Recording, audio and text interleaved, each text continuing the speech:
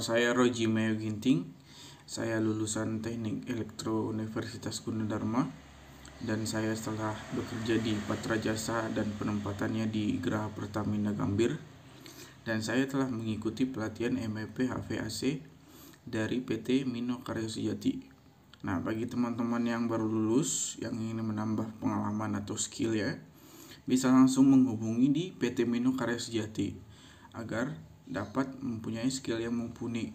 Akan banyak pelajaran yang berharga Anda dapatkan di sana. Terima kasih. Saya akan menjelaskan ducting bagian-bagiannya.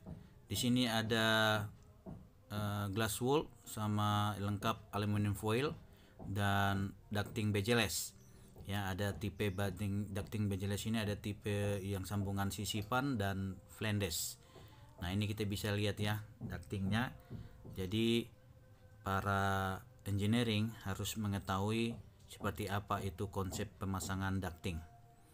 Jadi konsep pemasangan ducting itu seperti kayak pemakaian pipa-pipa, ada elbownya, ada T-nya gitu ya, ada reducernya sama. Nah, tipe flandes, lihat itu ada gambarnya tipe flandes ya, seperti itu ya. Jadi ada ukuran 20 in ke bawah sudah pakai sisipan saja, 20 in ke atas pakai flandes ya. Ini aluminium foil ya untuk melapisi.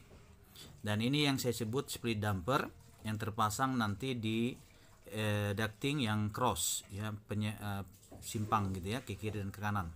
Nah, kita lihat tipikalnya. Nah, ini volume damper mengurangi volume udara yang masuk ke dalam ruangan.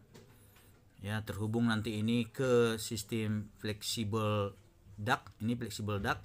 Ini kenapa fleksibel? Supaya fleksibel dia arah kemana kita buat SAD-nya nanti. Ya. Dan di sini ada sistem return ya, RAD, return air diffuser. Nah, ini yang saya jelasin yang T-cross. Ya, di sini kita pasang nanti yang split damper. Sistem yang besar ini adalah flandes, yang depan yang kecil itu sisipan. Nah, ini sistem connectionnya TDF ya. Untuk ducting itu ada konsep TDF. Nah, ini yang flandes kita lihat ya. Nah, ini bejeles yang kita siapkan, bentuknya seperti ini. Nah, ini ducting lembaran PU polyurethane ya. Jadi ducting bejeles terbuat dari bejeles, yang ducting PU terbuat dari polyurethane. Nah, ini sekarang lebih sering dipakai para konstruksi ya.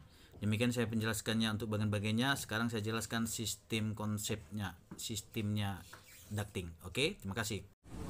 Baik, kita akan belajar untuk instalasi ducting ya. Jadi saya sebelum menjelaskan ini, saya akan jelaskan dulu ada jenis ducting yang harus perlu kita ketahui. Pertama, ducting BJLS ya, terbuat dari seng. Kemudian ducting PU ya, terbuat dari polyurethane. Nah, kalau melihat kelebihan dan kekurangannya, masing-masing punya kelebihan dan kekurangan. Nah, saya akan menjelaskan di sini sistem ducting bejeles ya. Nah, dari AHU ya, biasanya kita memasang interval ya, baru masuk ke bejeles. Ini ducting utama. Ducting utama. Ya. Kemudian kita mau mendinginkan ruangan ini semua. Ya, ruangan ini semuanya sampai ke bawah. Nih, ya, kita mau mendinginkan ruangan semua. Nah, ducting yang saya jelaskan ini adalah ducting dari sini, ducting elbow. Kemudian ducting T cross, ini ducting cross dan elbow juga di sini. Ya, nah di dalam ducting kita sering mengenal bahasa split damper. Ini split damper. Nanti saya akan tunjukkan seperti apa split damper, ya, materialnya. Kemudian kita akan mengenal namanya di sini volume damper. Volume damper, terus kemudian flexible duct. Setelah flexible duct baru ada SAD, supply air diffuser.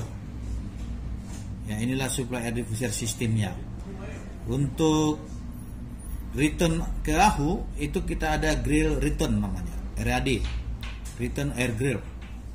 Ya, ini return di pinggir-pinggir nih. Sama dengan ini juga. Ya, ini return. Sama ini. Ya, semua return. Nah, konsep supply air diffusernya itu sudah saya jelasin. Ya, dari supply diffuser dipasang flexible duct, kemudian dipasang volume damper tepat di ducting BJLS-nya.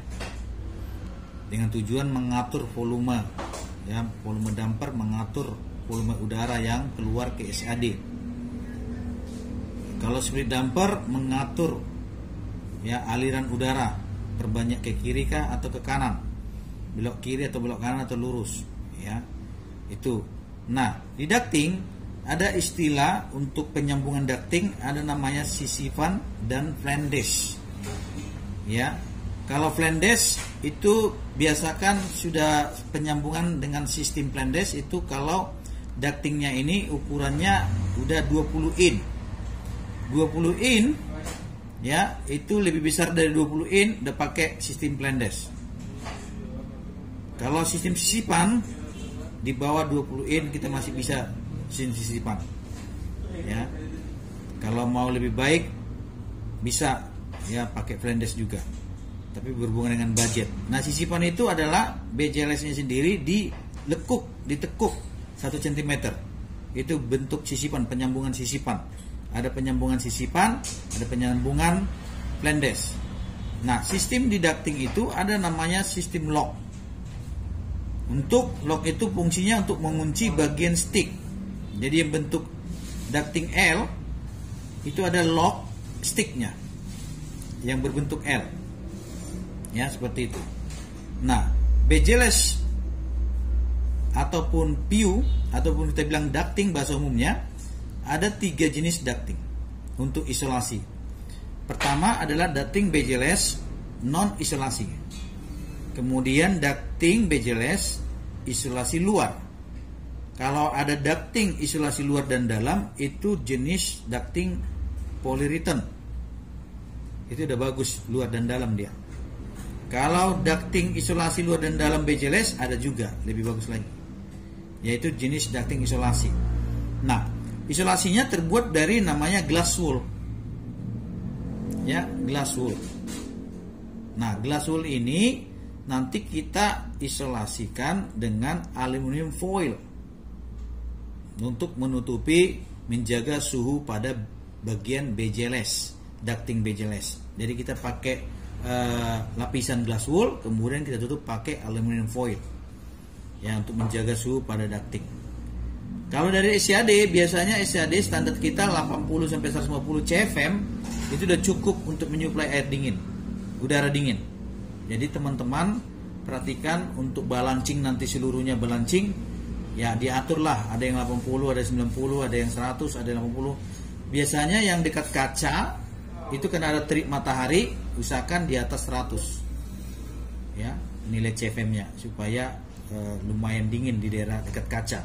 Konsepnya seperti itu ya. Jadi untuk sistem ducting saya sudah jelasin distribusinya seperti apa, isolasinya seperti apa, jenis-jenisnya juga sudah saya jelasin. Demikian penjelasan saya tentang ducting.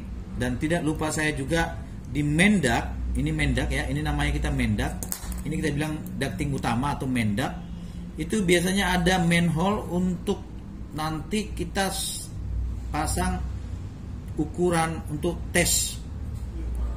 Tes apa? Tes flow udara. Berapa meter per detik? Ya, 3 meter per detik misalkan. 3 meter per detik. 3 meter. Berarti akan kita pasang nanti alat ukurnya pakai stick. Alat ukurnya pakai stick untuk mengukur flow udara yang di ducting utama dari AHU, sehingga kita tahu nanti balancing semua untuk SAD ya sama RAD-nya. Demikian penjelasan saya masalah ducting. Terima kasih.